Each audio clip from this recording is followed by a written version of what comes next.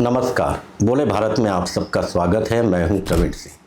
छत्तीसगढ़ की लोक कला और पंडवानी गायन को वैश्विक पहचान दिलाने वाली पद्म विभूषण डॉक्टर तीजन बाई का निधन हो गया है। वे 70 साल की थीं। उन्होंने रायपुर एम्स में अंतिम सांस ली। वे पिछले कुछ समय से बीमार थीं।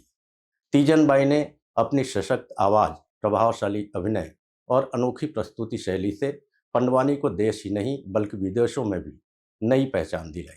विश्व प्रसिद्ध पंडवानी गायिका और पद्म विभूषण से सम्मानित डॉक्टर तीजन बाई का 5 जुलाई को रायपुर के एम्स में निधन हो गया है। वे पिछले कई हफ्तों से स्वास्थ्य संबंधी समस्याओं के कारण अस्पताल में भर्ती थीं। छत्तीसगढ़ की पारंपरिक लोक कला और पंडवानी को वैश्विक स्तर पर पहचान दिलाने वाली महान कलाकार तीजन बाई के निधन पर प्रदेश के मुख्यमंत्री सहित कई दिग्गज हस्तियों ने गहरा शोक व्यक्त किया है। उनका अंतिम संस्कार पूरे राजकीय सम्मान के साथ दुर्ग जिले के उनके पैतृक गांव गनियारी में किया गया। पद्मश्री और पद्म विभूषण से नवाजी गई थी और उन्होंने पूरे देश और दुनिया में पंडवानी के माध्यम से छत्तीसगढ़ का नाम रोशन किया था। उनको विनम्र श्रद्धांजलि अर्पित करते हैं और भगवान से प्रार्थना है कि उनकी आत्मा को शांति प्रदान करें, अपने चरणों में जगह दें और इस शोक की बेला में उनके शोक संतप्त परिवार को शोक सहने की शक्ति प्रदान करें। तीजन बाई के जाने से एक अपूर्णीय क्षति पूरे छत्तीसगढ़ को हुआ है। छत्तीसगढ़ के कलाकार जो परिवार है उनकी क्षति हुई है और पंडवानी के माध्यम से वो अंतर्राष्ट्रीय मंचों तक उन्होंने छत्तीसगढ़ की पहचान दिलाई।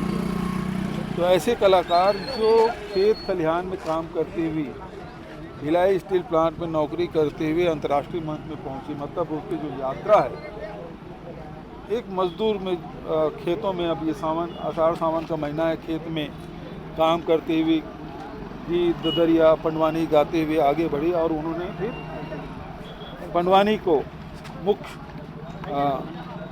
कार्य क्षेत्र उन्होंने बनाया और आज उनके जाने से एक अपूर्णीय क्षति हुई है। पंडवानी मूल रूप से छत्तीसगढ़ की एक लोक गायन शैली है जिसमें महाभारत की कथाओं को संगीत और अभिनय के साथ प्रस्तुत किया जाता है। तीजन बाई ने इस पारंपरिक कला में क्रांति लाते हुए महिलाओं की वेदमती शैली यानी बैठकर गाने की परंपरा को छोड़कर पुरुषों द्वारा गाई जाने वाली कापालिक शैली को अपनाया।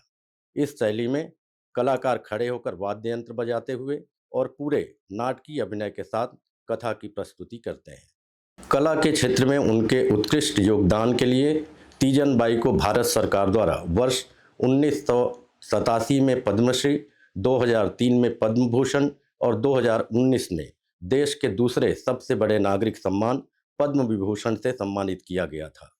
तीजन बाई ने भारत ही नहीं बल्कि अमेरिका, ब्रिटेन, फ्रांस और स्विट्जरलैंड सहित दुनिया के कई देशों में अपनी कला का प्रदर्शन किया था और महाभारत की कथाओं को अंतर्राष्ट्रीय मंचों पर पहुंचाया था।